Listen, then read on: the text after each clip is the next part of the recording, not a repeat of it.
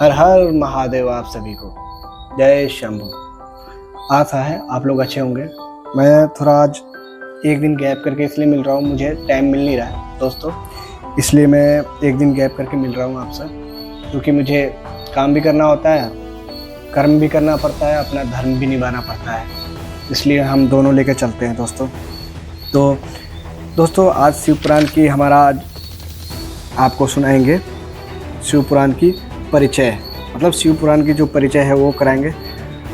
इसका वो है, इसकी वर्णन करेंगे हम इसमें शिव पुराण की।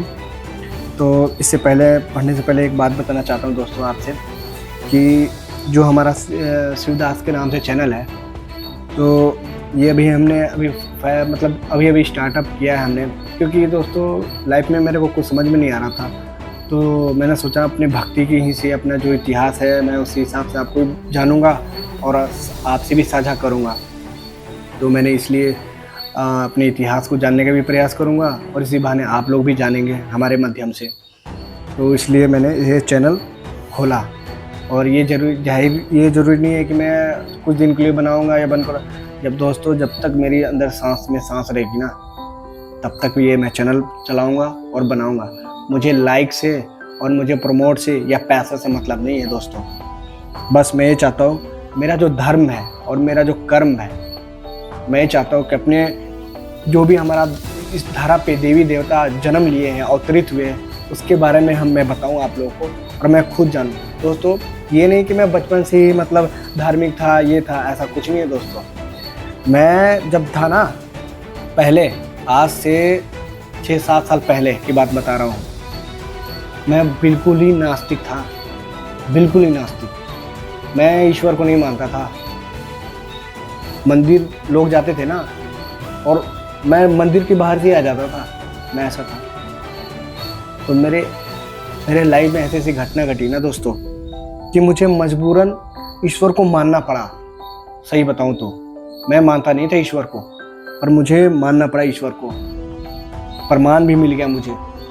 मैं हार गया अपने आप से और मैंने ईश्वर के आगे घुटने टेक दिए, क्योंकि पहले मैं नास्तिक था, अब नास्तिक से आस्तिक मुझे बनना पड़ा और मैं सब कुछ समझ गया दोस्तों। ये जितनी भी आप देख रहे ना चकाचौंध दुनिया में, हर चीज़ नई नई गाड़ियाँ, नई नई बाइकें, नई नई कपड़े, नई नई मकान, नई नई गाड़ियाँ, नई नई लड़कियाँ, ये सब चीज़ें सब बस कुछ दिनों का झमेला है दोस्तों, कुछ दिनों का झमेला।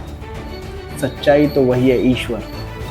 जिसने ईश्वर को पा लिया ना दोस्तों, समझ लो कि परम पिता परमेश्वर को पा लिया। मैंने सब चीज़ पे स्टडी किया दोस्तों। लोग बोलते 84 लाख योनि नहीं होती है। अरे क्यों नहीं होती है भाई, होती है 84 लाख योनि, मैं तो मानता हूँ। ये तरह तरह के कीड़े पतंगे देखो यार, मछली पानी में देखोगे तरह 3600 तरह के पानी के कीड़े होंगे, मछली, सांप, हजारों तरह का। धरा पर देख लो, अनेकों प्रकार के जीव जंतु होंगे, पर एक मनुष्य है जो भगवान की भक्ति कर सकता है और मन में विश्वास कर सकता है दोस्तों। यही एक समय मिला है जो मैं तो जाग गया इस समय में रहते हुए। बाकी रहा आप लोग का। देखो दोस्तों, ये मृत्यु लोक है, यहाँ मरने आए हैं हम सब, पर मरने इसलिए नहीं आए कि खाना खाएं और सेक्स किए और नई नई गाड़ियाँ खरीदे, नई नई चीज़ें किए और मर गए। ये कुछ नहीं स्टडी दोस्तों। हम इसलिए आए हैं कि भगवान को जान सके, इस शक्ति को पहचान सके। जिस प्रकार हम हवा को नहीं देख सकते ना दोस्तों, उसी तरह हम अपने परमपिता परमेश्वर को, जो परम आत्मा है, उसको हम देख नहीं सकते इन आँखों से। अर्जुन को भी परमपिता परमेश्वर को देखने के लिए ना दिव्य दृष्टि की जरूरत पड़ी थी, उन्होंने ऐसे कर्म किए थे। तो दोस्तों हमें भी ऐसे कर्म करना है। साइंस भी तुम्हारा नहीं बता सकता कि मृत्यु के बाद है क्या, इस चीज़ झुकला नहीं सकता दोस्तों। हम कोई यूनिवर्स में अकेले नहीं है, बहुत सारे ऐसे पृथ्वी हैं, अनेकों सूर्य हैं, अनेकों सब कुछ है। मैं तो मान गया हूँ दोस्तों, मैं तो हार गया हूँ अपने आप से। मैंने अपने आप से बहुत लड़ाई की, अब मैं हार चुका हूँ और मैं ईश्वर के समीप हो गया हूँ। हाँ दोस्तों, मैं अपने प्रवचन सुनाने के लिए आपसे ये बताने के लिए नहीं किया। हाँ, मैंने एक और कि जब तक मेरी सांस रहेगी ना, जितनी भी पूरी दुनिया में इतिहास है ना, मैं वो सब दिखाने का प्रयत्न करूँगा। क्या पता आने वाला टाइम में मुझे शिव मिल जाए। मुझे अपने आप पे विश्वास है, और जिसको अपने किस्मत और अपने आप से विश्वास रहेगा ना, जाहिर सी बात है, शिव मिलना है तो मिलना है। दोस्तों, तो आगे हम शुरू करते हैं शिव पुराण की कथा। चलिए, शिव पुराण की परिचय आपको कराता हूँ आज विद्वेंसर साहित्य में। सूत जी कहते हैं, साधु महात्मा आपने बहुत अच्छी बात पूछी। आप यह प्रश्न तीनों लोक हित करने वाले हैं। मैंने गुरुदेव व्यास समस्त करके आप लोग को सने ईश्वर वैश्य वर्णन करूँगा। आप आदर पूर्वक सुने। सबसे उत्तम जो शिव गुरु है, शिव पुराण है, वह वेदवत सर्वश्रेष्ठ है तथा वह वक्ता और श्रोता का समस्त पाप राशियों से उद्धार करने वाले हैं। इतना ही नहीं, वह परलोक परमतम वस्तुओं को देने वाले हैं। कलिक कल्पना सारिस्त विनाश करने वाला है।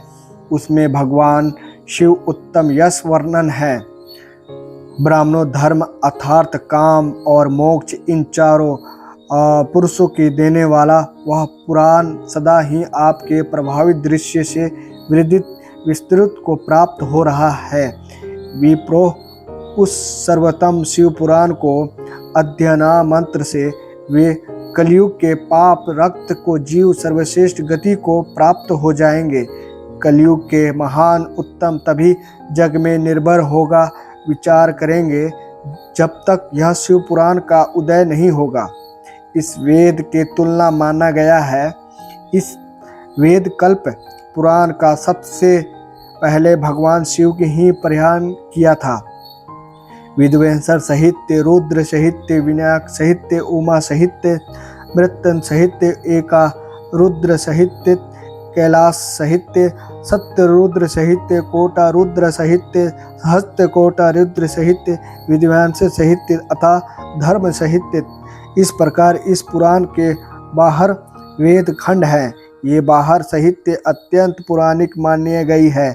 ब्राह्मणों, अब मैं उनके श्लोक की संख्या बता रहा हूँ। आप लोग वह सब आदर पूर्वक सुने।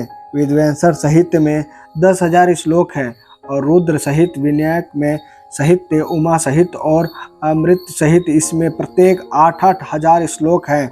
ब्राह्मणों, एकादशी रुद्र साहित्य में 13,000, कैलाश साहित्य 6,000, सत्य रुद्र साहित्य में 3,000, कोटि रुद्र साहित्य 9,000, शस्त्र रुद्र साहित्य 11,000, वीर्याहन साहित्य में 4,000 तथा धर्म साहित्य में 12,000 श्लोक हैं।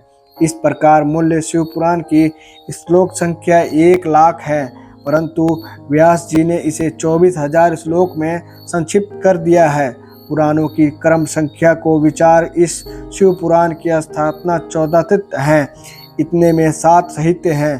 पूर्ण काल में भगवान शिव के श्लोक संख्या दृश्य से 100 करोड़ श्लोक का एक ही पुराण ग्रंथ ग्रथित किया था।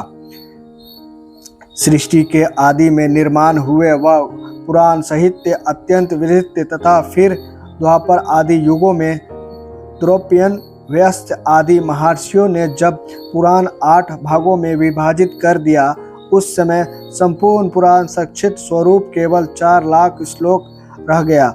उस समय उन्होंने शिव पुराण की 24,000 श्लोक की प्रति किया। यही इसके श्लोक संख्या है। यह वेद तुलना पुराण 7 साहित्य में बटा हुआ है।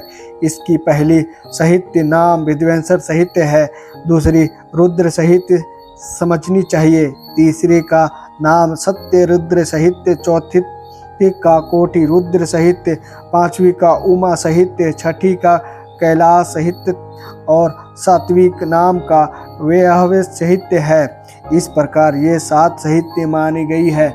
इन 7 साहित्यों का युक्त दिव्य शिव पुराण वेद तुलना प्रमाण तथा सबसे उत्कृष्ट गति प्रदान करने वाले हैं। यह निर्मल शिव पुराण भगवान शिव के द्वारा ही प्रार्थित है। इसे शिव साहित्य भगवान व्यास से संक्षेप में संकलित किया है। यह समस्त जीव समुदाय के लिए उपकार त्रिविध तपों को नाश करने वाला, तुलना रहित एवं सत्य पुरुषों को कल्याण प्रदान करने वाला है। इसमें वेद वाहित विज्ञान में प्रदान तथा निकष्ट पद निष्कर्ष धर्म का प्रदान किया गया है। यह पुराण ईश्वर रहित अनंत कारणों वाला विद्वानों के लिए जानने के लिए वस्तुत है। इसमें सर्वश्रेष्ठ मान्य समूह संकल्प है तथा धर्म, अधर्थ और काम इच्छित स्वर्ग की प्राप्ति के साधना भी वर्णन है। यह उत्तम शिव पुराण समस्त पापों को सर्वश्रेष्ठ है। वेदांतों में वेद रूप से विकल्प परम वस्तु परमात्मा इसमें गान किया गया है। जो बड़े आदर से इसे पढ़ता और सुनता है वह भगवान शिव को प्रिय होकर परम गति को प्राप्त कर लेता है। दोस्तों, आज मेरा शिव पुराण के विद्वेषण साहित्य का 7वां पार्ट यहीं समाप्त करता हूँ और अगले दिन हम पढ़ के आपको सुनाएंगे। तो आज इतना ही। तो अपना ख्याल रखें और अच्छे कर्म करें। दोस्तों, संसार में कुछ नहीं रखा, मैं तो यही बार बार आपको कहूँगा। थोड़े देर का मजा है, फिर वहीं पे आप पहुँच जाओगे इसी चक्र में। पता है क्या दोस्तों, हम चक्र में एक जूझे हुए हैं, एक ऐसा चक्र जो रात दिन का चक्र है और हर दिन का चक्र है। जैसे सोमवार, मंगलवार, बुधवार ऐसे चलता है, फिर संडे, मंडे, ट्यूसडे आ जाता है। वैसे ही ये चक्र महीने का चक्र है, दिन का चक्र है, रात दिन का चक्र है और ये पृथ्वी भी चक्र लगा रही है सूर्य की। तो दोस्तों, हम भी एक चक्र में ही फंसे हुए। इस चक्र को तोड़ो और आज़ाद हो और मोक्ष की प्राप्ति करो। मैं तो यही कहूँगा दोस्तों। अब मोक्ष मिलेगी परम गति भगवान को सुमिरन करने से, भगवान का मन में वास करने से। ये नहीं कि धन दौलत में और बीवी बच्चे में ही लगे रहें। मैं तो यही कहूँगा, हाँ लगो बीवी बच्चे में, पर उतना ही